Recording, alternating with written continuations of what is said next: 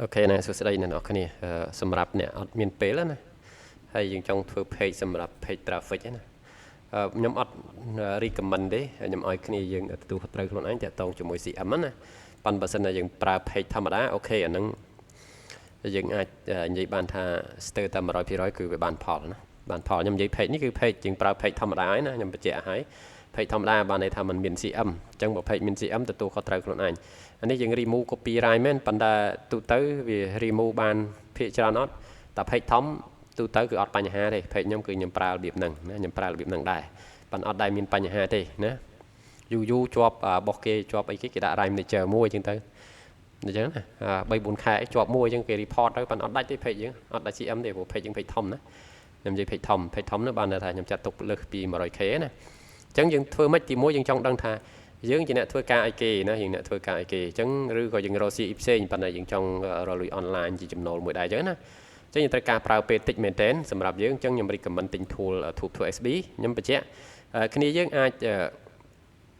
ទិញ tool ផ្សេងក៏បានដែរករណីដែលយើងប្រើបានលក្ខខណ្ឌហ្នឹងណាប៉ុន្តែខ្ញុំធ្លាប់ប្រើតែ tool មួយហ្នឹងទេខ្ញុំអត់ធ្លាប់ប្រើ tool ផ្សេងអញ្ចឹងខ្ញុំអត់ដឹងថា tool ផ្សេងស្រួលប្រើប៉ុណ្ណាទេអញ្ចឹង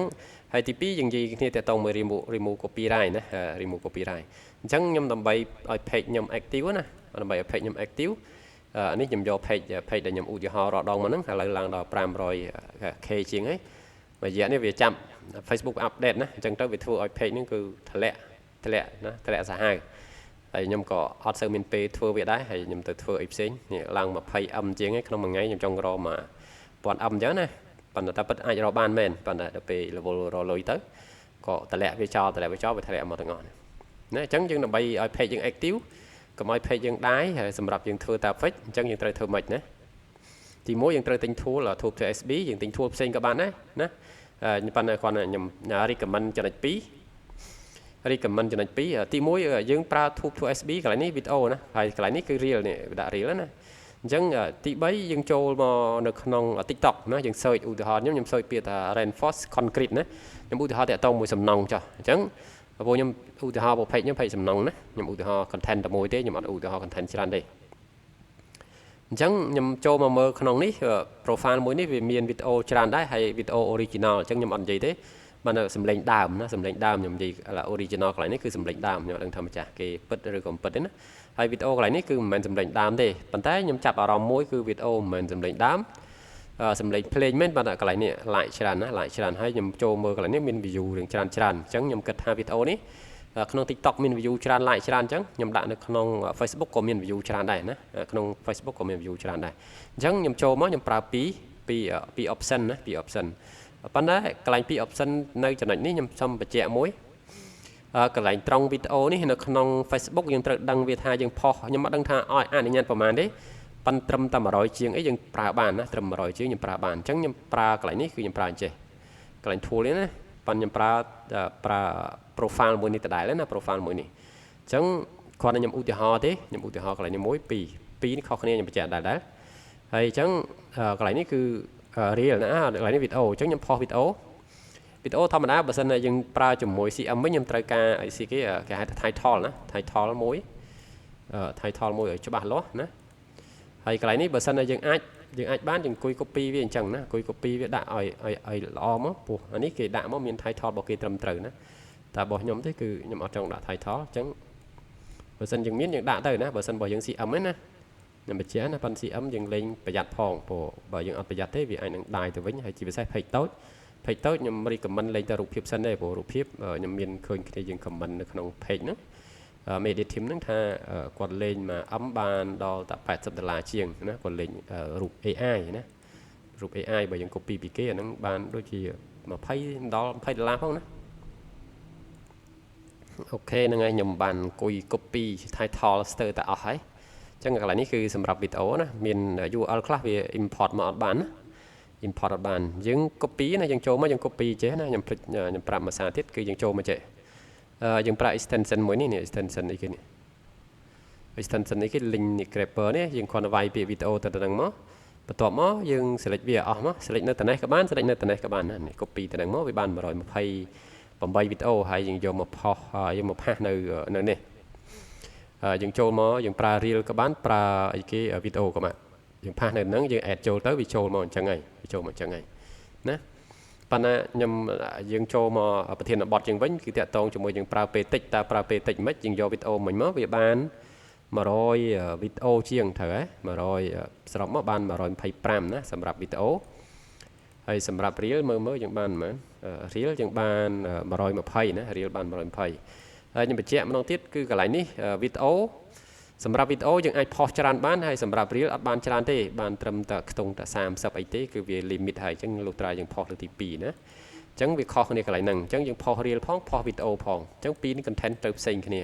ប៉ុន្តែខ្ញុំឧទាហរណ៍ content តែមួយទេណាខ្ញុំបញ្ជាក់ខ្ញុំឧទាហរណ៍ content តែមួយទេអញ្ចឹងយើងចូលទៅផុសវីដេអូដើម្បីយើងចូលមកកន្លែងនេះគឺយើងនិយាយគ្នាតាក់ទងមួយ remove copyright ម្ដងណា remove copyright ទី1យើងចូលមកអញ្ចេះយើងដកភ្លេងដើមរបស់វាយើងដក 100% ណាកុំទុកណាហើយបន្តមកទៀតយើង select ភ្លេងដែលយើងចង់ដាក់ណាខ្ញុំដាក់ភ្លេងមួយនេះហើយខ្ញុំដាក់ភ្លេងមួយនេះណាភ្លេងមួយហ្នឹងភ្លេងហ្នឹងខ្ញុំបើកអត់សូវលឺទេព្រោះសារខ្ញុំថតនេះគឺខ្ញុំចេញមកខ្ញុំដាក់ចំនួនសំឡេងមានកំណត់ណាបន្តមកទៀតគឺខ្ញុំ apply all កន្លែងនេះណាខ្ញុំ apply all ព្រោះកន្លែងនេះយើងនិយាយគ្នាវីដេអូផុសបានច្រើនណាផុសបានច្រើនផុសក្នុង page ណាម្ដងផុសបានច្រើនណាខ្ញុំបញ្ជាក់ម្ដងទៀតគឺយើងម្ដងផុសបានច្រើនអញ្ចឹងដាក់ schedule វា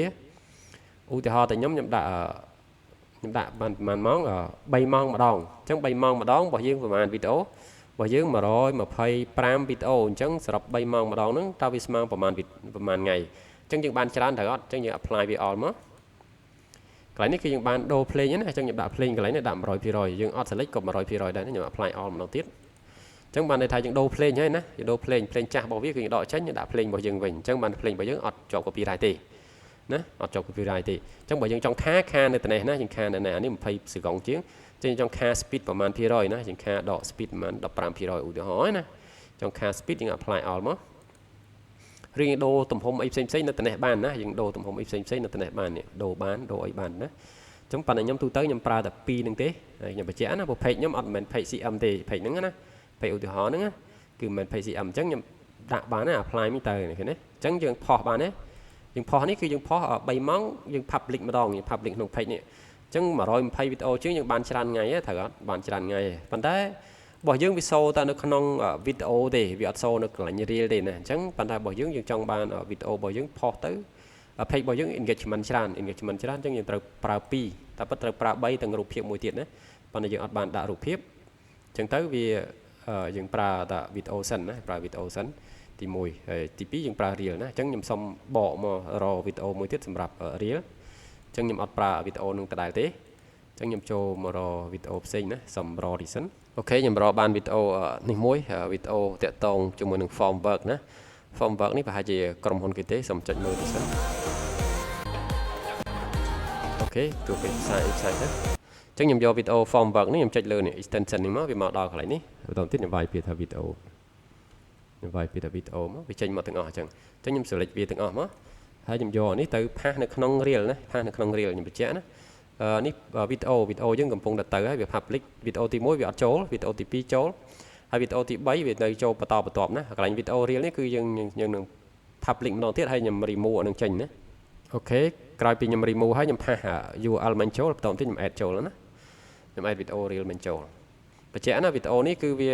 3ម៉ោងវា public ម្ដងណា3ម៉ោងវា public ម្ដងអញ្ចឹងយើងអត់ខ្វល់ទេអញ្ចឹង125វីដេអូបើសិនវាចូលបាន100ក៏យើងគិតទៅ3ម៉ោងម្ដងអញ្ចឹង24ម៉ោងយើងផុសបានប្រហែលវីដេអូទេប៉ុន្តែវីដេអូយើង reel យើងបញ្ចូលបន្ថែមទៀតទៅអញ្ចឹង page យើងស្ទើរតែ1ម៉ោង1ហើយណាស្ទើរតែ1ម៉ោង1ហើយព្រោះ page យើងធំដែរណាព្រោះ 500k ហើយវាមិនតូចប្រហែលទេអញ្ចឹង1ម៉ោងម្ដងក៏អត់អីដែរក៏អត់ spam page ដែរណាក៏អត់ spam page ដែរអញ្ចឹងយើងនៅប្រើរូបភាពមួយទៀតណាប្រើរូបភាពមួយទៀតប៉ុន្តែខ្ញុំអត់ទាន់បាន copy រូបភាពយកមកដាក់ណាអញ្ចឹងវានៅកំពុងទៅចូល person កុំឲ្យយូរអូខេហ្នឹងហើយយើងបាន add ចូលហើយអញ្ចឹងយើងទៅ edit វាខ្ញុំ edit ដូចមិញណាខ្ញុំ edit ដូចមិញទេព្រោះនេះយើង reel វិញម្ដងនេះយើងផុស reel ណាព្រោះផុសវីដេអូខ្ញុំដូចខ្ញុំនិយាយអញ្ចឹងនិយាយភាសាទៀតមូលហេតុនេះយើងផុស reel ផងផុសវីដេអូផង reel វាចេញប្រភេទ new feed នៅតំបន់ reel ហើយវីដេអូវាចេញ new feed នៅតំបន់វីដេអូណាខ្ញុំបញ្ជាក់កន្លែងហ្នឹងអញ្ចឹងយើងត្រូវផុសពីកន្លែងផ្សេងគ្នាណាហើយមួយនេះខ្ញុំអត់បានស្ដាប់សំឡេងនេះដោយសារខ្ញុំដតជាមួយនេះខ្ញុំអត់ប្រើកាសអញ្ចឹងខ្ញុំស្ដាប់បានអញ្ចឹងខ្ញុំដាក់សំឡេងខ្ញុំកែនេះគឺខ្ញុំដកសំឡេងស៊ីនវាចេញទាំងអស់ 100% បន្តទៀតខ្ញុំ select សំឡេងដែលខ្ញុំត្រូវដាក់ភ្លេងដែលខ្ញុំត្រូវដាក់អ cho nhầm đạm 100%ต่อมาទៀតគឺខ្ញុំ apply all ណាខ្ញុំ apply all វីដេអូទូទៅខ្ញុំចុចមើលកន្លែងនេះសិននេះវីដេអូនេះគឺ12 second ទេ12 second ទេអញ្ចឹងណាខ្ញុំចុចមើលនេះមួយទៀតវីដេអូនេះប្រហែល second វីដេអូ15 second អញ្ចឹងវីដេអូទូទៅគឺលឿនដែរទេអញ្ចឹងវាអត់សើនេះទេវាអត់វែងទេអញ្ចឹងខ្ញុំផុសក្នុង reel វាដើរល្អណាព្រោះនេះមិនមែនជា CM ទេ CM វាត្រូវការ15 second ឡើងណាអញ្ចឹងយើងបាន apply ខ្ញុំសូម apply ម្ដងទៀតខ្លាចវាភ្លេចណាខ្លាចខុសយើងបាន apply ហើយបន្តទៀតយើងដាក់ schedule ណា schedule កន្លែងនេះមុនយើងដាក់ប្រហែល3ម៉ោងម្ដងត្រូវអត់ហើយអានេះយើងប្រើ2ម៉ោងម្ដងឧទាហរណ៍ណាអាហ្នឹងអាស្រ័យលើយើងឯងអញ្ចឹងខ្ញុំប្រើ2ម៉ោងម្ដង public ម្ដងអញ្ចឹងខ្ញុំគិតថាម៉ោងវា public ប្រកាសជាខុសគ្នាទៅអត់ហើយបញ្ជាក់ណា reel វាអត់ផុសបានច្រើនវីដេអូទេវាផុសបានត្រឹម20ជាងទៅ30ឯណាប៉ុន្តែថ្ងៃខ្លះខ្ញុំផុសបានដល់30ជាងខ្ញុំអត់ដឹងមូលហេតុអីទេសួរកន្លែងហ្នឹងខ្ញុំអត់ដឹងទេបងគ្នាដឹងប្រាប់ផងណាហើយទាំងអស់អញ្ចឹងដឹងវា limit ហើយណាវាច្រើនអញ្ចឹងដឹងថា limit ហើយណាមិនមែន tool ទេអាហ្នឹងគឺគោលការណ៍របស់ Facebook ខ្ញុំអត់ដឹងមូលហេតុអីទេអញ្ចឹងកន្លែងនេះបើយើងផុសពីនឹងទៅយើងអាច draw page យើងបានមួយថ្ងៃយើងអាចបាន 4-5 ថ្ងៃដែរអញ្ចឹងយើងអត់ខ្វល់ជាមួយវាទៀតទេណាករណី page យើងដែរមាន traffic ខ្លះហើយណាយើងអាច share បានណាអញ្ចឹងយើងអាចយក page ផ្សេងយកមក corporate អីគេហៅ collab អីអញ្ចឹងទៅឬក៏យកមក share អីបានដែរព្រោះយើងផុសផ្សេងដែរយើង share ដែរអញ្ចឹង page យើងអត់ធ្លាក់ in អីគេថាធ្លាក់ reach ទេណាអញ្ចឹងយើងធ្វើនេះលក្ខខណ្ឌអញ្ចឹងមូលហេតុវាអញ្ចឹងណាអញ្ចឹងនៅមានតាមពិតវាត្រូវការផុសស្អីគេហៅរូបភាពមួយទៀតប៉ុន្តែខ្ញុំអត់ចេះណាខ្ញុំអត់ចេះទេរូបភាពហ្នឹងតើខ្ញុំ save ឬក៏អីហើយ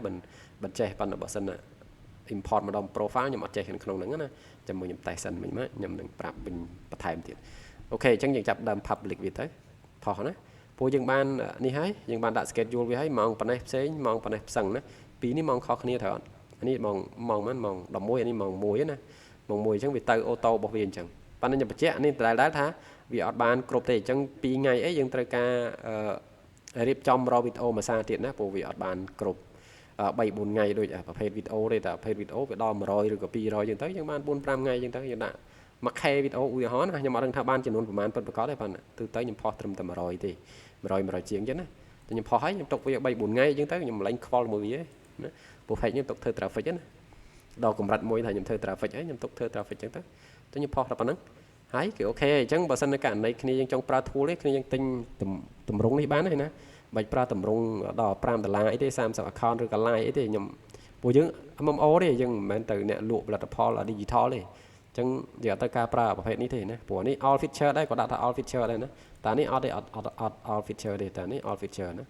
អញ្ចឹងយើងបាន20 account យើងគ្រប់ហើយគ្រប់គោលការណ៍មេរៀនរបស់ខ្ញុំដែរខ្ញុំបានសូវហើយណាហើយបើគ្នាយើងប្រើ tool ផ្សេងផុស reel ផងផុសវីដេអូផងបានដូចគ្នាប្រើ tool ផ្សេងក៏បានដែរអត់បញ្ហាទេណាប៉ុន្តែគាត់ខ្ញុំធ្លាប់ប្រើតែ tool SB ខ្ញុំអត់ដែរប្រើ tool ផ្សេងបានយើងអាចនិយាយថាខ្ញុំកែក្នុងដងក៏បានដែរណាគាត់ណានេះខ្ញុំប្រើមកខ្ញុំអាច edit រូបភាពបានខ្ញុំអាច edit វីដេអូបានខ្ញុំអាចកែភ្លេងបានអីបានអញ្ចឹងខ្ញុំអត់ត្រូវការ download យកមកទុកនៅក្នុងអីគេ device របស់ខ្ញុំនាំឲ្យវាច្រើនអញ្ចឹងណាទី1វាហត់ទី2វាខាតពេលអញ្ចឹងខ្ញុំផុសម្ដងទេបើសិនខ្ញុំផុសខ្លួនឯងខ្ញុំអត់ថតវីដេអូវិញខ្ញុំចាយពេលត្រឹមតែ10-20នាទីដោយសារអីដោយសារខ្ញុំត្រូវការរកវីដេអូរៀងល្អដែរអញ្ចឹងណាមិនមែនយើងផុសវាលឿនទេប៉ុន្តែត្រូវការរកវីដេអូមកអញ្ចឹង10-20នាទីយើងបានpage យើងផុស page traffic យើងណាបានយូរថ្ងៃដែរបាន 4-5 ថ្ងៃដែរយើងគិតមើលទៅយើងចំណេញពេលស្អីណាអញ្ចឹងពេលផ្សេងយើងយកមកធ្វើអីគេយកធ្វើ page រកលុយរបស់យើងណាអូខេអរគុណច្រើនណាវីដេអូនេះគឺខ្ញុំមានតែប៉ុណ្្នឹងឯងដើម្បីចែកម្លែកគ្នាយើងតកតងជាមួយនឹងការប្រើពេលតិចហើយនឹង remove copyright ណា remove copyright បានប៉ុន្តែខ្ញុំទទួលខុសត្រូវខ្លួនឯងណាអ្នកដែលធ្វើតកតងជាមួយនឹង CM ពេលខ្លះគេយកទៅដាក់ជាមួយនឹង crime manager របស់គេ report របស់យើងដាច់ page របស់យើងព្រោះ page យើងតូចតែ page ធំអត់ងាយដាច់ទេណាខ្ញុំប្រើលក្ខណៈអញ្ចឹងឯង page ធំរបស់ខ្ញុំនោះគឺអត់ដាច់ទេប៉ុន្តែ page តូចរបស់ខ្ញុំស្ពៃណាខ្ញុំដាក់ដល់ស្ពៃអញ្ចឹងខ្ញុំ recommend លេខរូបភាពសិនណា page តូចណានេះបទពិសោធន៍របស់ខ្ញុំទេខ្ញុំបញ្ជាក់អញ្ចឹងបើយើងយក apply បាន apply បើ apply អត់បានទេក៏បោះបង់ចោលដែរព្រោះការចែកម្លែកទេអរគុណណាសង្ឃឹមថាវីដេអូនេះមានប្រយោជន៍ដល់គ្នាយើង